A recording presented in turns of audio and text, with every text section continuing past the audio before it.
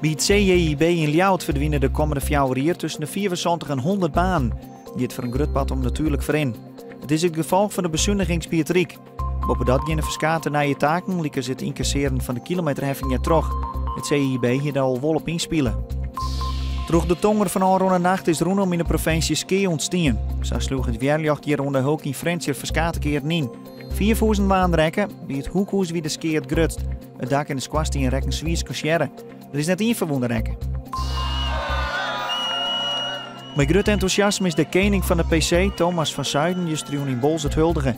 Maar zijn keertsmaten Hendrik Talsma en René Anema zorgen voor een grote verrassing door in de PC-finale het favoriete parcours van Gert Anne van der Bos te verslaan. De eigen veerdienst ter Schelling moet zijn vaarttieren aanpassen.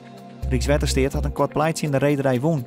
Dat betekent dat de boord van de EVT meestens een uren voordat concurrent Doeksen onkomt de haven uitwijzen moet.